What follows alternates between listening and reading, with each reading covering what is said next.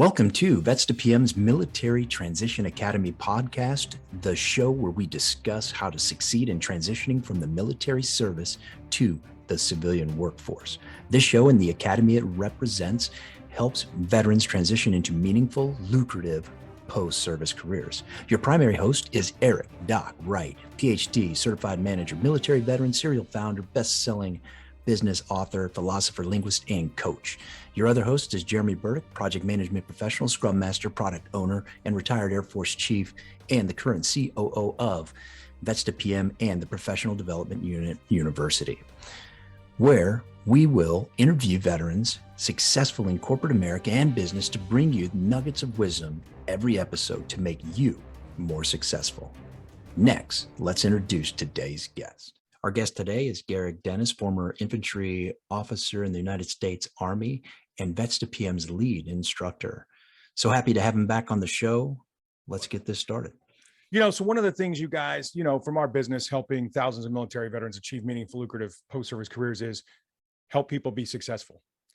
Sometimes the problem is, though, especially on social media, people that aren't successful or are intimidated by success or whatever can sometimes be kind of like digital assholes, right? They've got a screen in front of them. They got a keyboard. It's 2 a.m. Maybe they've had some liquid courage. So why do you think that's a thing? What's the phenomena and how do people shrug that off? Because the first time you get a nasty comment or you get a shitty email, that'll really wreck your day for a couple weeks. Oh man, that's a great question. I'm glad you asked it because we were talking the other day, Garrik and I, and we were just relaxing, chilling, and he brought up what his thoughts on why people do that. And it's got to do with this pyramid and everything else. And I was super stoked. And welcome back to Garrik Dennis. Thanks for joining us. Hey man, what's your thoughts on that? Thanks again for having me. So we had mentioned there's common idea out there about social structures being hierarchical. And there's other speakers who talk plenty about this sort of a thing. But in short, you could always say, no matter how great you are, it's like, there's always going to be someone better. That always means you're probably better at someone else too, right? It's the annoying gray area, but that does kind of build a hierarchy. So the saying that came to mind when we were chatting was, when you're on top, everyone shoots at you. And if you picture that, a pyramid, it's like, well, if you're lower down, you literally have a view of what's on top. And so it's like, you can't fire at this person because they're on the other side of the pyramid. You can't see them, but you can only kind of fire upwards. You can fire down, but that won't get you too much. But that idea we were saying translates to, well, tons of things, but particularly the PMP certification, because now it's being talked about. That was getting shot at. And then I would argue, like Doc, that you mentioned, like individual success, and maybe in particular, veterans success, because usually you're coming out of service with some nice little accolades and some experience that's not easily gained.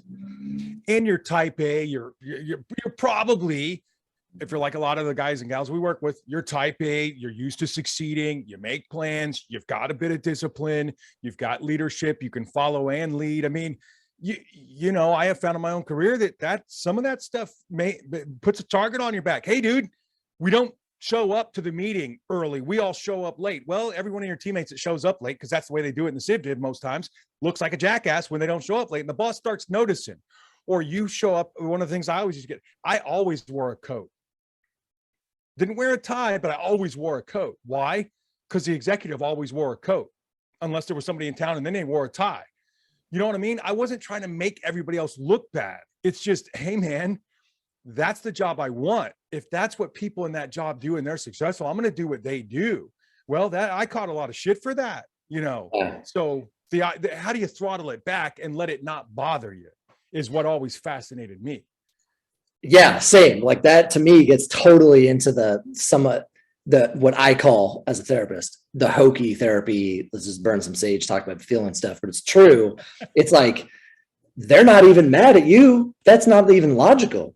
Oftentimes they're mad at themselves for not upholding the same standard because they may have known better or they didn't think to do that. It touches on something I think a lot of veterans deal with, which is this weird midlife crisis thing that happens before midlife, where it's like, what do I do with my life now? I'm out of the service. It's like, why would you not aim for the highest thing that you can aim for? And usually part of that argument is like, I'm going to get the target on my back. And it's like, well, is that Is that your problem, or is that other people being pissed off at what you can accomplish? And the bigger idea is people usually aren't afraid of failure. They're afraid of the success, because with that brings a responsibility and accountability, right? To live that way. So, well, especially on social media, right? Like they call it social for a reason. Everybody has an account and everybody's got an opinion, and most people think everybody else wants to know their opinion, so they'll share it. But they do it anonymously. They do it behind a keyboard. They do it behind a user handle or an avatar or whatever. I mean, so it's just, it's easy to say, we hear all the time in TAP class or whatever, hey, use social media, use LinkedIn, use whatever. Well, stand by. Not everybody in the world's going to think you're all that in a ham sandwich, and they're going to tell you about it, and they're going to do it in public, and they're probably misinformed, and they're probably belligerent about it. And the first couple times that happened to me, man, that, it's hard to shrug some of that stuff off. And then I realized, hey, man, they don't know me personally. They never met me personally. How can they possibly have reached that conclusion? And then, like you said, maybe they saw something like it just made manifest a weakness or a desire that they haven't taken responsibility or accountability for yet. I don't know. It's all weird stuff, but first time you see that comment, man, because it paints a picture of like, well, what would I get, just kind of behind the scenes. It's like, well, what would I get congratulated for then? Right. Doing a bad job, pursuing something I hate? Like, what do you want from me? Life, random user on social media. And I don't know why this came to mind. I guess just intuitively, like, I think it's another biblical reference actually, is like, even just universally, principally, it's like you can look at a tree that bears fruit. Is it a good or bad tree? I'm not making ethically good or bad in the example anyway, but like, is it producing bad fruit or good fruit? And it's like, so we don't even need to know their behind the scenes reason, but it's like, dude, are you even trying to like shoot help out into the world? Because if not, we need to question, like, are you just doing this to shoot down someone else's success, hear yourself talk? Like, and so, when that happens to things like PMP, you got to first ask, like, well, why are people shooting at it in the first place? If you subscribe to that pyramid idea, it's like, well, is it high enough up on that pyramid that people can shoot at it? Is that why they are shooting at it? What could the fruit here be? Is that helpful to anyone? Are people getting PMP and then getting fired? Are they earning PMP and then earning less money than before? Like, I don't think so. So you got to start questioning the fruit. It's like, well, what's the intent behind some of this shooting going on? Yeah. Well, and I think too, when you're in that transitionary phase, you're particularly vulnerable because you get this sense of, am I an imposter? Like, am I as good as I thought I was, or am I as good as the paper that is following me says I am? And it doesn't take many rocks before you realize I might be made of glass. Like, be careful with those rocks. Like, they can intentionally hurt somebody. And I love your reference to, maybe it's just venom in their veins. It's like they're producing bad fruit, or did they not achieve what you achieved and it's jealousy, or did they achieve it and they failed to use it? So then they no longer think it's worth it. Right? Like, I got it. I put the work in and I never got it. I never got the benefit because I never really tried. Yeah. And to tie that, Doc, to your comment, if I may, on the social media kind of blasting something out behind the veil of anonymity or whatever, it's like, that reminded me of when I got picked on when I was young, is like, that's what my mom taught me. It's like, how do you respond to the bully? It's like, ignore them. And at the time I was like, Mom, you're so passive. Like, you karate moves or like something. I go to my dad, like, hey, are you gonna be cool if I beat someone up? Or like, well, how does this work? And little did I know that was more emotionally damaging. What my mom told me is the best weapon. It's like, you ignore them, because usually it's the dog barking the loudest is the most injured, and that's kind of what I think has erupted in social media, is people being able to fire. It's like, why? Because if you're set in yourself, why are you even taking the time to attack something that's helping other people? Are you injured? Do you need attention? Are you okay? And not to make it a fight automatically, but I think a red flag is raised anytime that is happening, because it's like, all we would have to do is go about our business of doing what we feel is right.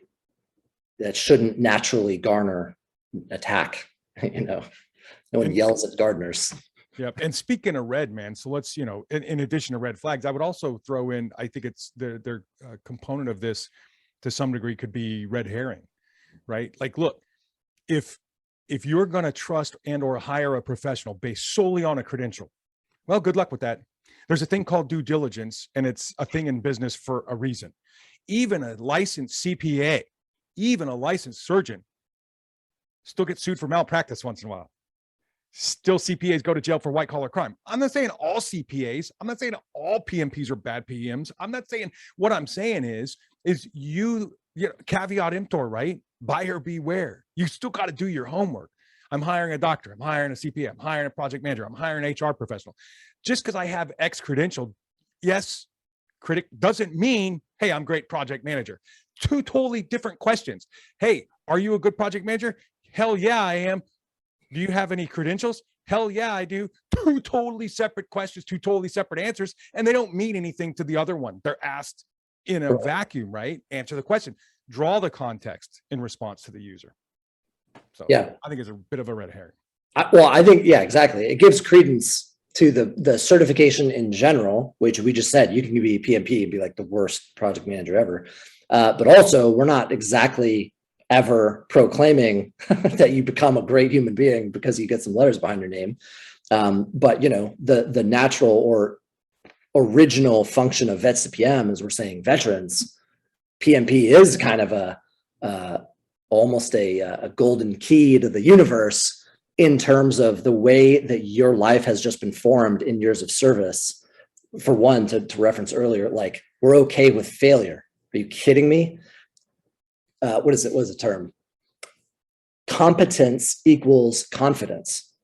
So it's like anyone popping out of the military who's a little ego strong must forget the days back in basic training or whatever, where they got their ass handed to them and their ego took a massive hit, and then they had to kind of build up from scratch. So it's like, it's a humbling life anyway, but then to add in PMP and do the problem solving, like, that does say a lot. That is more credence to it than other people getting PMP. And some as I struggled with as a younger professional. So, came out of the service, had a really shitty transition, and, education changed my life, certification changed my life. I learned how to talk like a professional, and I got hired as a professional, whatever. And then I got me type A overachiever guy, got into this battle rhythm of, cool, what's the next cert? Bang, lock it up, load it in, let's get it. Every year, got to certify. And then at some point, again, social media. So some of the comments, if the shoe doesn't fit Cinderella, don't try and shove your foot in there. I mean, take what I have learned to do now is the stuff that has any grain of truth to it. Maybe I should digest that, reflect on that, and incorporate any good lessons learned I can get. Mm-hmm. But at some point, I stopped putting the letters after my name from all the certificates. And the reason is somebody, a veteran, emailed me in private and said, hey, Eric, got it, man. You're qualified to help me. And that's all it was ever for, to demonstrate qualifications. And I learned this, coming up, hey, you want to learn to speak, you want to write books, whatever, you need your qualifications. Well, yeah, but use your qualification when it's relevant, right? If we meet at a cocktail party and you're not choking on a chicken bone, you probably don't need to know that I'm an MD, right? Anything else too. So now the only thing I have after my name is something that I earned, right? Should have never earned it. Lots of hard work, a little bit of luck, a lot of grace, a little bit of manifest destiny, probably. You know what I mean? That's the only thing after my name now. And the credential certified manager, because that matters to the folks I serve. I've got 9 project management credentials from 2/3 of the biggest credentialing bodies there are. But if you and I aren't having a conversation about me speaking at your project management convention, nobody probably cares. Yeah. So for me, it was, okay, I got all these certs. Okay, how do I start whittling down which ones go after my name and which ones stay? So, there's no instruction about that in an instruction manual. Well, you do that, and then you realize, gee whiz, I kind of look like an asshole to people when I'm kind of pretentious when I present that. I even had one of my buddies do it. He reshared a post and he's like, hey man, this guy's got more letters after his name than he's got in his name. Check out this post he just wrote. And I emailed him like, hey bro, I really appreciate the reshare, but that nobody gives a shit. You don't have to say that. I didn't mean anything bad. Go ahead. That speaks to the tree example, it's like talking the talk is the letters behind your name. Walking the walk is human interaction and putting proof behind those letters. And now they mean something. So preemptively, it's like, yeah, you're good at getting certifications. You're good at not working. You're good at getting letters. And it's the same in any scenario too, which is why I think tying it way back to the, getting shot at when you're on top idea with PMP is like, because there's truth behind it. And I don't think people like that, and if people look at you and think, oh, this guy, look, he spent all of his time getting these letters, fine.